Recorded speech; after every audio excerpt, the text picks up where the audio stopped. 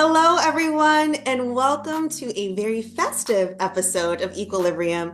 I'm so excited to introduce to you Flavia Cornejo. She's a solo female travel blogger. Thank you for being here, Flavia. Priya, thank you so much for having me. I'm so excited to be a part of your show and yeah, just to share my story with everyone. Yeah, I'm so excited. I found you on Instagram. Great feed. Exciting life. Thank you. You currently live in Lisbon. I Um, do. we were talking before we got started about how Lisbon just celebrates the holidays and does such a great job of the lights and the excitement. Have you been to any sort of events yet? Yes, I'm so excited that this year they feel like the events are bigger, the decorations are like brighter, the lights are just sparkling more. I'm just loving the whole vibe. Especially on like the more touristy areas that they've started playing like music and stuff. Like they'll do like a light show. I don't know if you've ever been to the city or like New York City for the holidays. Mhm. Saks Fifth Avenue tends to do like a light show on like their main Yeah. like building wall. And so one of the malls here actually does like something kind of similar. So it makes me feel like I always love going to that in New York. So it just makes me feel like home. I love it. Gets you in the spirit. And you said it feels like home. So you're originally from New Jersey, Yes. right? Yes. I What am made you, originally how did from you, oh, go on. I'm sorry. no, I'm originally from New Jersey. Yeah. I just went to university in New York. Yeah. Perfect. All right, yeah, let's go ahead. Tell me about your background. You're like you've gone to so many countries, but let's start in the beginning. Yeah, right. Of course. So I was actually born in like North New Jersey, so Newark. It's like really close to New York. But when I was about 10, my parents moved down to the shore. And there wasn't very racially diverse. So me and my sister stood out very like a lot. A lot of people thought that we were either Mexican or Puerto Rican. Like they had no idea where Peru was, because that's actually where my family is from Peru. And so it was definitely a difficult transition, but something that my family had done even before the move and after was travel, mainly to Peru, but we would also do road trips around the US. And actually, when I was 15 was the first time when I went to Europe. So that was just always a constant in my life was travel. And so I think because of maybe me not feeling as connected to the new place that my parents moved to, I just kind of held on to that even more and looked forward to it more. And it like was the most exciting part of my life in a way. And so I think it just kind of continued on like into adulthood. Yeah, I think when you start traveling when you're younger, you just kind of have a fond appreciation for it and continue doing so when you're older. Yeah. You took your first solo travel trip when you were 15 years old, is that correct? Yeah. Where did you go? Yeah. What was that like? Yeah. So in Latino cultures, it's very common to have a quinceañera. And so my parents gave me the option of having a quinceañera or going on a 3-week trip to Europe. So that to me felt like a no-brainer. I took the Yeah. 3-week trip to Europe. Yeah. So I say it was my first solo trip because I did go with a group, but I didn't know anybody on the group. They were all actually teenagers from the Chicago area, so I had never met any of them beforehand. This was obviously pre-social media and everything, not to age myself, but this was like pre-social media and everything. So like there was no way to really connect with them unless it had been via email or some or just snail mail. And so I didn't know anybody going on this trip. I just landed in Zurich, Switzerland, and then finally met the people I was going to be traveling with. So yeah, I'm calling it as I was 15 and traveling on my own because I didn't know anyone. Oh Yeah. my, would you say you were an extrovert before you went on the trip? Oh, I'm 100% introvert, like Oh 100, gosh, even to this day, like I know that I am. Um, really? yeah.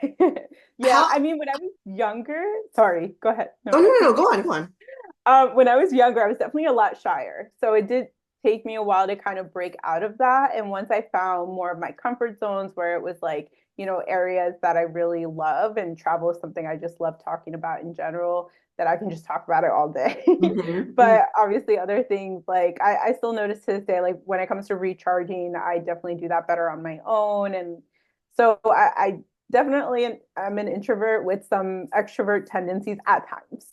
Yeah, I commend you on being able to travel by yourself because I'm like terrified of it. To be honest, I feel like being an introvert and solo travel really go hand in hand because when you're solo traveling, like you're alone a lot of the times unless you're pushing yourself to talk to people and do things and stuff. And I have no problem doing that if I want to. But then if I want my alone time, I don't have anybody there, being like, we have to go do this or we have to do that. So it's like, I feel like for me, it's a perfect, like exactly what I need as a traveler. That's true. I didn't think about it like that. Because Yeah. I mean, like, if you don't want to talk to someone, you don't have to. That makes sense. Now, when Yep. you're traveling by yourself, how do you typically navigate? Do you like Google Translate, or is it like how do you typically find your path? Yeah. So I've noticed that in the last, what, maybe 7, 8 years, travel has changed so much with the accessibility of like international plans and Wi-Fi everywhere and like eSIMs that now I feel I literally don't even look on how to get from the airport to my hotel until I'm like landing, pretty much. Because now Really? I feel like it's just so simple. Okay. But years ago when I did start traveling, yeah, I would look up everything beforehand. I would like write little maps, like draw little maps to be like, I have to go this way to remember, or like try and take pictures of like the map from my laptop. Like I would kind of plan it out and then take a picture of it and then just, be like zooming in Mhm. see where I'm supposed to go. But now I feel like it's just so simple that I feel like I become a lazy traveler in that sense, or I'm not really planning too many things, or at least those aspects of the travel part. But when it comes to at least communicating, for the most part, I've traveled mainly through Latin America and Europe. So in Europe, I mean, English is very widely spoken, and in Latin America, I speak Spanish, which helps a lot. I have started to travel to countries where they speak Arabic, and so that is obviously a little different. But I have noticed that some people may either speak English or French, or maybe kind of like a blend. And I also speak some French, so that helps. But I've noticed like sometimes we'll just kind of use hand signals, like to Yeah, try and figure it out. exactly, exactly. Now, you have traveled to over 39 countries. Yep. What has been your favorite trip so far? This is like the question I always get, and I'm always just like, oh, it's such a hard one, but I Mhm. have an answer. And Okay. it's more because of one specific reason. So I went to Egypt maybe about 5 years ago now, and I was able to recreate a photo that my grandmother had made 25 years prior to that in front of the pyramids. Cool. And then my father went to, so his mom, it had been his mom. My dad went to the pyramids also maybe a couple years after I went, and then took a similar photo. So now it's like we have 3 generations in like a similar pose in front of the pyramids. So I feel like that's a really cool memory. That is so cool. Do you have a place where you're like, I wish I didn't come here? Ooh, that's a good one. Wait, can we come back to this one? Yeah. Now, is there, out of all the trips you've taken, is there something where you're like, this has been such a great learning experience? Yeah. So I went to Colombia and Panama back in 2017. I actually quit my job at the time and went because I went for almost 2 months. Oh my And goodness. yeah, I was like, I'm going. And I knew nobody was going to be able to do that with me because this was before, remote work was really a thing and all that stuff. So I was just like, okay, I'm going to do it. But I had gotten a backpack, like a backpacker's backpack that Christmas beforehand, because that's what I wanted. I was like, this is what I want. Like, I want to go do this. This is going to be my life. Mhm. I realized I am not a backpacker. Like, it took that trip for me to realize because I had this huge, like 45-liter backpack, something like that. Mhm. And because it was my first backpack, I didn't know what I would need in a backpack. You don't know what like need until you know it, right? So this backpack only opened from the top. But as I was traveling, I saw that people had backpacks that opened from the side and the back and the bottom and all of these things that made it so much easier to grab your things, like instead of having to take everything out and put everything back. And I was like, yeah. So you don't know until you do it. So that really taught me a lot that just because you think it looks right, like it was cute, it's like bright red, and I was like, oh, it looks so nice, I won't lose it.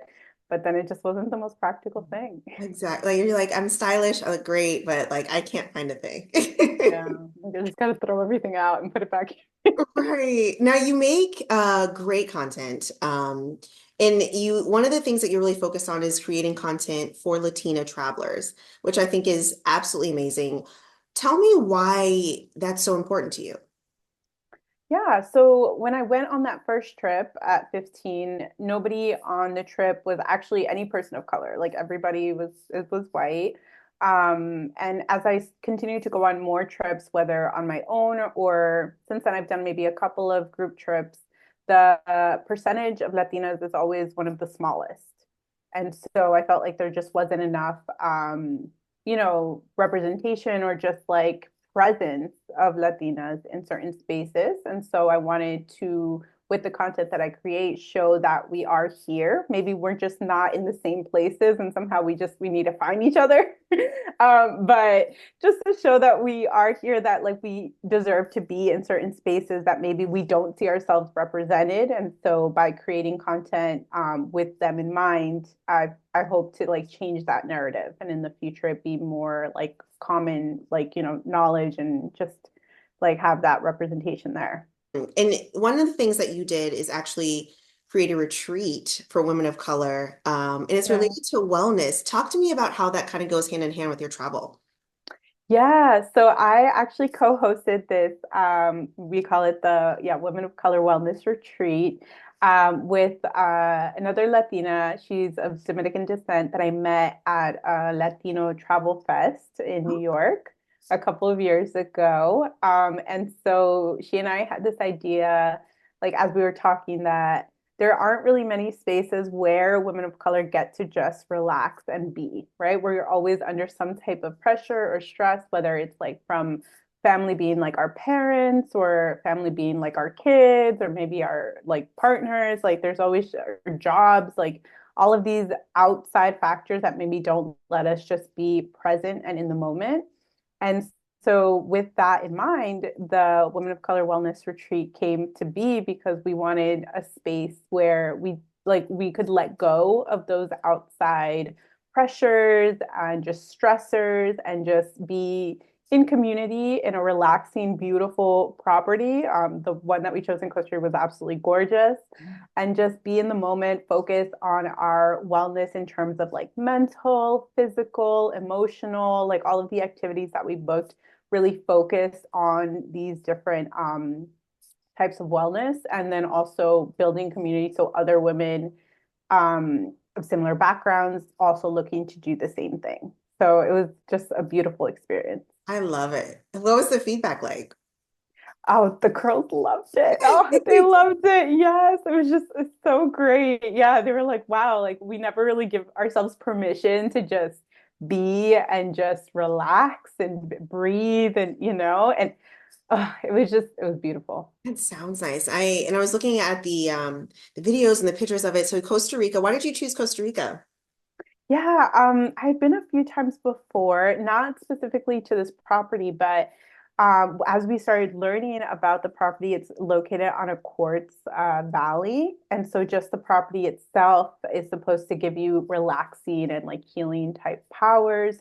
And so that was something that really drew us to it because we did look at some properties in neighboring countries. We were focusing more in Central America to begin with, just because the majority of both of our audiences does tend to be Latina, so we thought we'd want to just keep it in that area.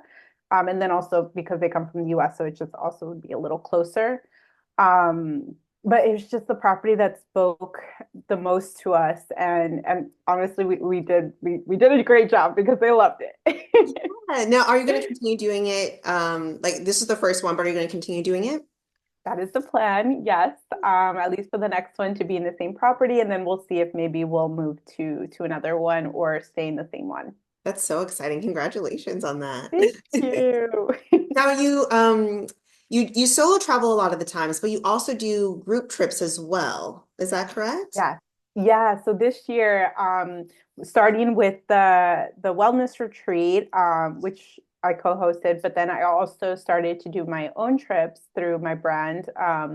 And so I actually just came back from a trip to Morocco where I had the opportunity to take 13 women to Morocco for about 10 days. Wow. So that was such a beautiful experience. Also, because the majority of them had never been to Africa, only one of them had been before. And so for them, it was just completely new. It was just like, I don't know if you've been to like Northern Africa, but it's definitely very different from like anything really below that Mhm. in terms of like culture and religion and stuff like, or I guess more culture, because of so much influence from like Islam and things like that. So architecturally wise, it's very different. I've been to Senegal also, so that's why I'm kind of like mentally kind of Mhm. seeing the distinctions. Um, and so just to have them learn about a country that maybe they didn't know too much about, or if they did hear anything, it may not have been so positive, which is why I wanted to have a group trip there to kind of change that idea of what the country is like, what people there might be like, and it did like I did it because they left loving Morocco, loving the food, loving the people, just everything. So like the goal was met and I'm so happy about that. That's amazing. How did you do that? How did you pull that off? So I'd been to Morocco 4 times before this, so this was Okay, my fifth okay. time. So I already knew like where I wanted to go, because on each of my trips I'd been to multiple places, and so I had an idea of what that would look like. With my trips, though, I'm being very intentional of working with locally owned, either companies or tour companies, and also if they could be female owned. I really want to be intentional on like providing opportunities to women in different countries and the countries that we travel to. I actually studied, I did a master's in tourism. So during that, we studied obviously the positive effects and negative effects of tourism. And so a lot of times, money that goes into countries may exit just as quickly as it comes because a lot of those companies are internationally owned or things like that. So I try to be really intentional about working with like local and then ideally women because I want us all to succeed. Everything you're doing is so inspiring and so great. So we mentioned that you've been to 39 countries, which is a lot of countries. Um, Yeah. and you're currently in Lisbon now. How do you decide on which countries to go to?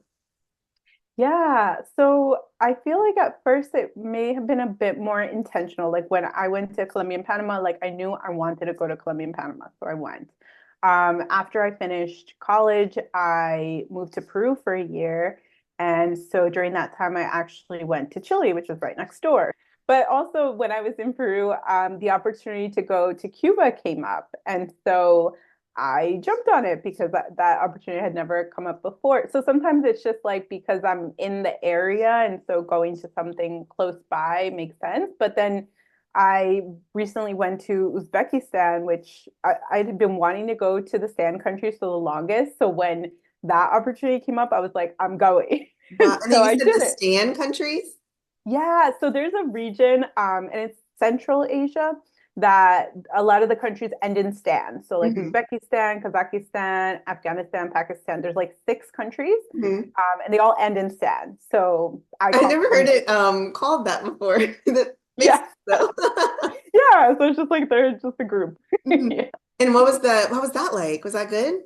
Amazing, absolutely amazing. I had seen photos of like the mosques and the mosques that they have there, and they're like these beautifully blue tiled, just gorgeous. Like I'll have to send you photos because Yeah. it's just hard to explain, but absolutely gorgeous. It really surprised me because I went with absolutely no expectations. I was going more like for the architecture because I'd seen photos, but I really didn't know, anything about the food or the people or anything. And actually, I decided to go as part of a group trip, just because I didn't know so much about it, and I just felt like it would be a little easier. And because I also had no time to do any research or anything, I didn't know too much either about like the safety part. So but after going, I would go back again on my own. Like I know that I would be completely comfortable in Uzbekistan traveling solo, moving around, even though obviously the language, I don't speak it, but I did communicate with a lot of people just with, hand signals. Yeah. I feel like that, I mean, I was in Lisbon and I had like the little Google Translate, like I was trying my best with like certain words like hello and stuff, but the hand gestures got me way further than like taking out Yeah. my phone. And Yeah. people are willing Yeah. to, work with you a little bit. When you put in the effort, I feel like people are willing to work with you. Right? Yeah, You found that the exactly. same for you? Yeah, definitely. I feel like people just like for you to try instead of just, Exactly. expecting them to read your mind or just understand you. Exactly. One of the things, or one of my concerns is, during solo traveling is safety. Yes.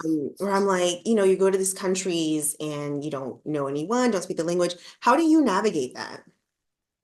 Yeah, so because I'm also on social media a lot, I do avoid posting where I am, or at least where I specifically am in a place, just because you never know who's online, right? You never know if you do tag the location, whether it's the city or something, and people, if you tag the location, people in those places sometimes view them.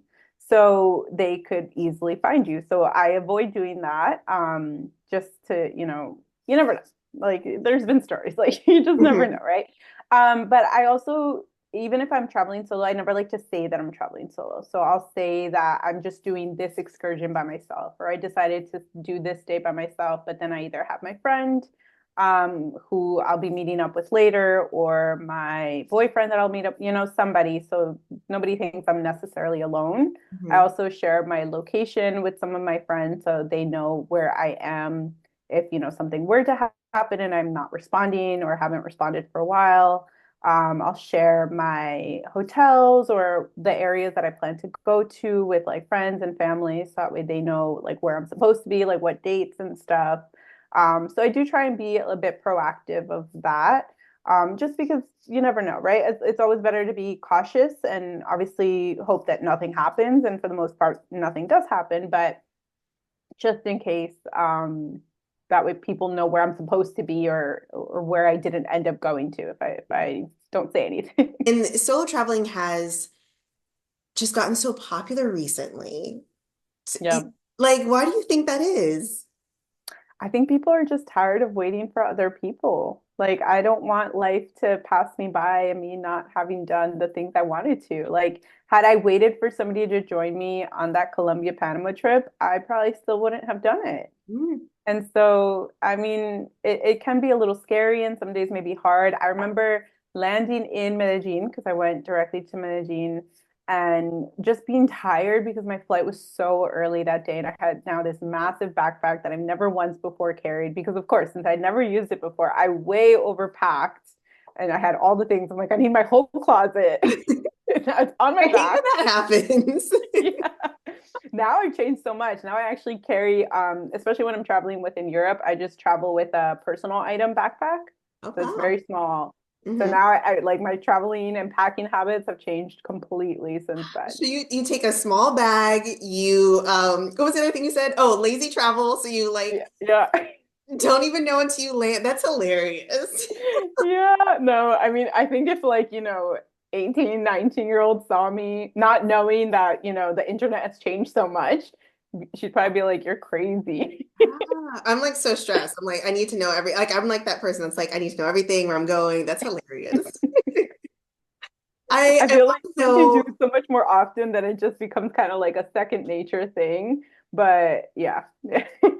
since yeah, I feel like I'm just not as well traveled, obviously. I would 39 countries is so incredibly impressive. Do you have any plans for 2025 next year? Like where are your like big places where you're looking to go? Yeah. So we're gonna start off the year really strong with going to Brazil for Country Oh, 40 for Carnival. oh, cool. Do Yeah. you have an outfit picked out? No, not yet. Okay, Not okay. yet. But I'm so excited. I'm actually taking a group trip there. So yeah, we're gonna be there for about 8 days. And I've actually only ever gone into Brazil, but with the border with Argentina for like the Iguazu waterfalls. So for me, that doesn't count. I'm like, I have to actually see something else. So I'm so excited to be going somewhere new and then also taking people there with me, and especially for such like a bucket list experience. Like it's been on my bucket list for so long. So I'm like, it's finally happening. Oh, then that's a perfect time to go. hmm That'd be Yeah. great. So you are so inspiring to me. Just all the cool places that you've gone, all the cool things that you're doing. But I want to know who inspires you. Oh, that's such a good question. Yeah, so as I've continued and like started and continued this journey, I've actually come across other Latina travel bloggers who have been around longer, but due to I don't know what, I never found them beforehand. But in the last couple of years, I've started to meet some of them. And as I learn more about their stories and like how they started and how far they've gone, I'm just like, wow, like that now I can see the milestones that I can reach. Um, right? Like with the glass ceiling, because it's like somebody had to kind of open the door, Yeah. right? But then I'm hoping to also open other doors for other people. Mhm. But yeah, I like knowing that it's not I thought it was just something that because I didn't see anybody else doing it, that I was the first one. But it's kind of nice knowing that I wasn't and that there are other people doing it as well, differently, of course, like everybody's doing it their own way. But some Jen on a jet plane. She is a lawyer turned travel blogger, and I believe she's been doing it for about 7 years now. She now has like a few books. Like Oh, she wow. bought a house. Like she's doing all of these major things, and I find her so inspiring. So I'm just like, I want to be you when I grow up. That's so funny. And I feel like it's nice when you mentioned you'd gone to a like a conference with other travelers. Mhm. That's amazing that they have those types of things now. Yeah. When you can find people with similar interests. Exactly. Yeah, yeah, it's great because there's so many different niche types of conferences. So depending on like what it is that you are interested in or maybe want to get into, then it's a great place to meet people. And I feel like a lot of people want to know is, or one of the barriers to travel is having money, right? And Yeah. having the time to do so. And a lot of travel bloggers are like, work remotely and travel, or I quit my job, which you had mentioned at one point. Do you work remotely or do you just you just travel? So I work like I do consulting services, I see. things like that. And so it is all remote. So I don't have like a set 9 to 5 job anymore. But of course, that was like a big transition. And for the longest time, I didn't know how to navigate that, right? Because there's no like set path for everyone. Like there's ideas and like, people can give you suggestions, but at the end, like you're going to choose the path that you kind of want to go with that. Hmm. So for the longest time, I would work a lot. I would sometimes work 2 or 3 jobs, save up, quit my jobs if I had to. Some of them were seasonal, so it was like fine, and then go travel and then come back and like do it again. But of course, like that's not very sustainable for the rest of your life. So over time, I started learning other skills that I could do, so that way I could travel while I work. So a lot of times that's what I'll do, especially when it's a more extended trip. I'll be working while I'm traveling. Perfect. Do you typically take short trips, like a week here, 2 weeks here, 3 days here? Or they typically, what do your trips typically look like? They vary. They definitely vary. So some of them will be shorter, some of them will be longer, depending on the destination. Mm. So like when I go to Brazil, I'm gonna go maybe 5 days to a week before the trip actually starts. And Oh, then I might okay. stay like a little bit after also. Very, So I'm just gonna kind of extend it that way. oh, very cool. So you get like a real experience when you go somewhere. Like you are there for a while. That's so nice. Yeah, yeah, no, I definitely like to because one, you never know if you're ever going to go back or like during that time of the year or anything like that. And if I have the flexibility to be able to do that, I'm like, I want to take advantage. Yeah. Now, Flavia, you are a world traveler, as we know. How do you find peace and calm in your life? Like what centers you? Oof. I wish I knew. Sometimes I can be really calm, just like going on a walk and stuff like that. And then other times I'm like, oh my God, I have to be editing, I have to be writing, I have to be doing this. So I feel like it comes in waves. I don't think I found my personal perfect formula for it yet. What I feel like helps me a lot is writing my to-do list and writing everything, just brain dumping all the things I have to do. My to-do list, like, I don't think will ever end. But knowing that it's written down and it doesn't have to be in my head helps me a lot because then I'm like, okay, at least I won't forget. Yeah. I'll do it one day. It's out there in the world. I can see it eventually. That's Yeah. hilarious. Flavia, thank you so, so much. How can we follow along on your journey? Yeah, so I'm on all the major social media platforms as Latina Traveler. I also have my website, latinatraveler.com. I have a weekly newsletter that I send out every Monday, 10 a.m. EST, with like travel opportunities, remote jobs, creator opportunities. So it's kind of like a little blend of a lot of stuff, if anyone is interested in that. And yeah, just pretty much Latina Traveler, just anywhere. Cool. I'll have to sign up for that newsletter. That sounds great. I love a good newsletter. Yeah. Well, thank you so much, Flavia. Enjoy your holiday season in the wonderful Lisbon.